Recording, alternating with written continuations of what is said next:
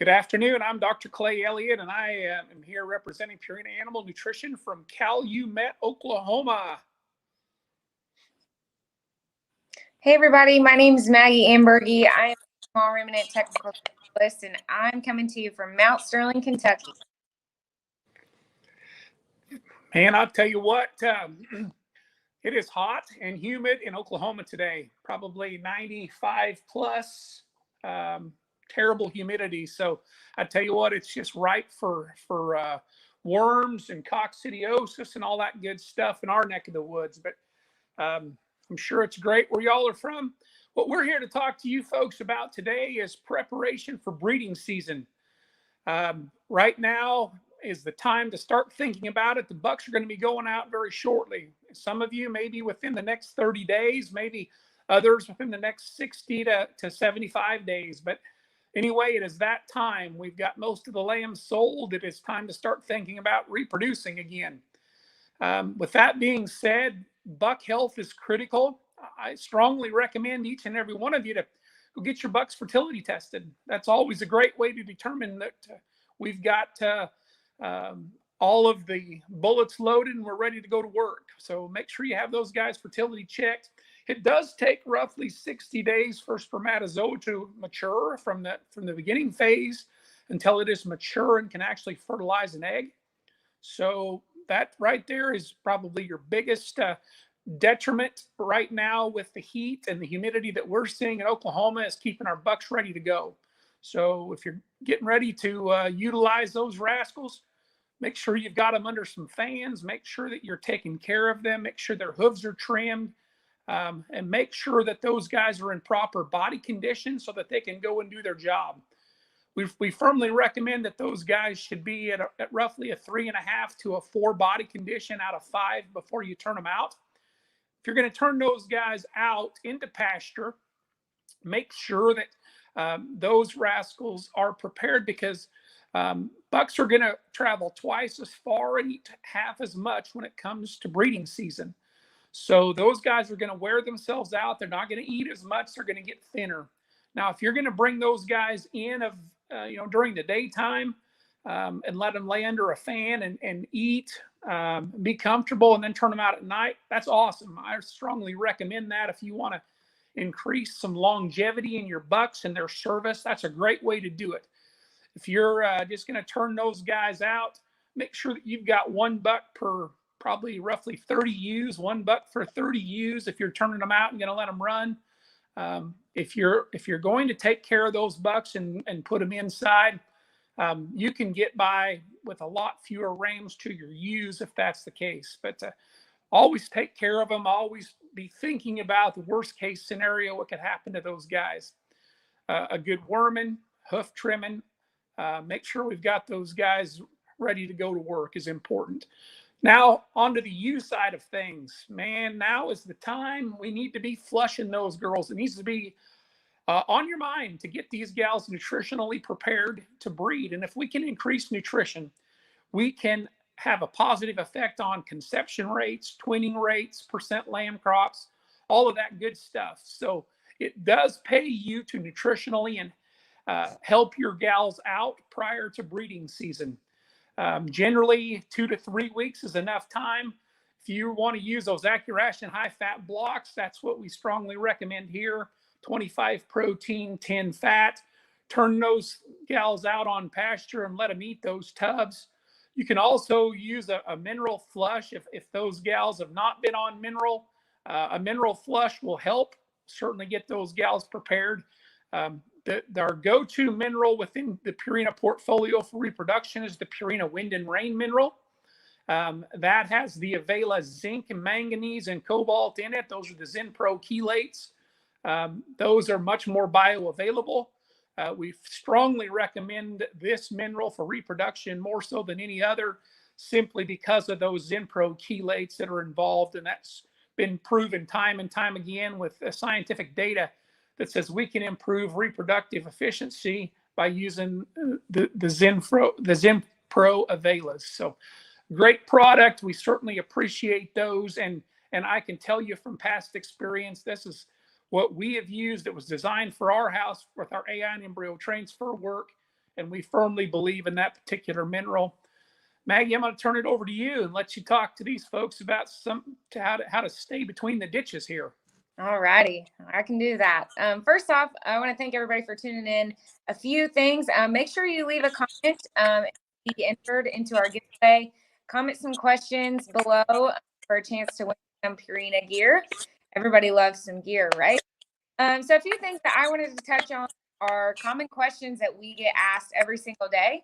The first one I want to touch on is, what should intake be on those tubs? Right now, intake, we're seeing about 3/4 of a pound to a pound per head per day. Intake is going to depend on your forage situation, whether they are out on pasture or eating hay. Intake will fluctuate with the quality and quantity of forage that you are offering along with those tubs. Forage is a must. If you are going to be putting those tubs out, it must be combined with forage. Another question we get asked pretty frequently is, how many tubs do I need for my flock? So if you've got a flock that you want to put tubs out on, we recommend 2 tubs. So the stocking rate on those tubs would be 25 head per 1 tub. So always remember that, and that will help take and help keep everything where it needs to be. When to put them out, play time on that. We need to be thinking about it pretty soon, if not already. 2 to 3 weeks before we get ready to flush girls. Where do I place the tub is another question we get asked pretty frequently. We don't want it to be like buffet style, Golden Corral, have food right by their water. That's just, the nature of it is they're kind of lazy and have everything they need right there. And that's going to fluctuate intake a little bit. So make them work for it. If you have your ewes out on pasture, and there's a part of the pasture that they're kind of lazy and don't get back to, use those tubs as a grazing tool to kind of get them back to the pasture and utilize your forage to the best of their ability. Otherwise, just make sure those tubs are spread out, adjacent to water, make them work for it a little bit. And don't place them in loafing areas, because like I said, that will kind of, fluctuate intake just a little bit. So just make sure we have those tubs spread out. And if you have a couple tubs in there, don't put 2 tubs right beside each other. Kind of spread those out as well. So I think those are the main questions that I wanted to hit on the tubs. Now we'll switch over to mineral. I've been getting a lot of questions on what type of mineral feeder should I be using, or what's the best mineral feeder.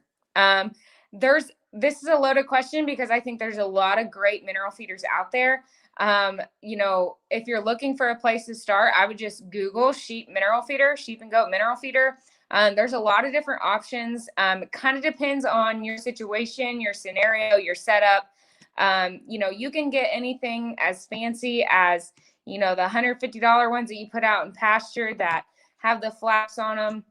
You can go that route. Or, if you just want to get a feeder that has a chain on the bottom of it to keep them from dumping it, those work great too. And so there's a lot of different options out there. Google is your friend. Kind of just trial and error and see what works best in your operation. If you are feeding that mineral out on pasture and really want to utilize its wind and rain capability and weatherproof technology, I will say that you need to make sure there's some holes drilled in the bottom of that mineral feeder to let water shed through.